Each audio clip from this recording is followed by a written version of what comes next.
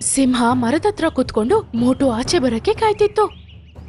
ಅವಾಗ ಕೋತಿ ಸ್ವಲ್ಪನೂ ಟೈಮ್ ವೇಸ್ಟ್ ಮಾಡದೆ ಬೇರೆ ಪ್ರಾಣಿಗಳನ್ನ ಹುಡುಕಕ್ಕೆ ಹೋಯ್ತು. ತುಂಬಾ ಹೊತ್ತಾದ್ಮೇಲೆ ಅದು ಪತ್ಲುವನ್ನ ನೋಡತ್ತೆ. ಆಮೇಲೆ ಪತ್ಲು ಅದನ್ನ ಬೇರೆ ಪ್ರಾಣಿಗಳ ಹತ್ರ ಕರ್ಕೊಂಡು ಹೋಗುತ್ತೆ. ಅದು ಜೀವಂತವಾಗಿರೋದನ್ನ ನೋಡಿ ಬೇರೆ ಪ್ರಾಣಿಗಳಿಗೆ ಖುಷಿಯಾಗೂ ಇತ್ತು, ಶಾಕ್ ಆಗೂ ಇತ್ತು. ಇನ್ನೊಂದ್ ಕಡೆ ಮೋಟು ಆಲದ ಮರದ ಮನೆಯಲ್ಲಿ ಸಿಕ್ಕಾಕೊಂಡು ಯೋಚನೆ ಮಾಡ್ತಿತ್ತು. ಅದು ಬೇರೆ ಪ್ರಾಣಿಗಳ ಹತ್ರ ಸುಳ್ಳು ಹೇಳಿ ಅವ್ರನ್ನ ಅಲ್ಲಿಂದ ಆಚೆ ಕಳಿಸದೇ ಇದ್ದಿದ್ರೆ ಅದಕ್ಕೆ ಇವತ್ತು ಈ ಕಷ್ಟ ಬಂದಿರಲ್ಲ ಅಂತ ಯೋಚನೆ ಮಾಡ್ತಿತ್ತು. ಸ್ವಲ್ಪ ಹೊತ್ತಲ್ಲಿ ಭೂಮಿ ಮೇಲೆ ಏನೋ ಒಂಥರ ಶಬ್ದ ಕೇಳಿಸ್ತಿತ್ತು.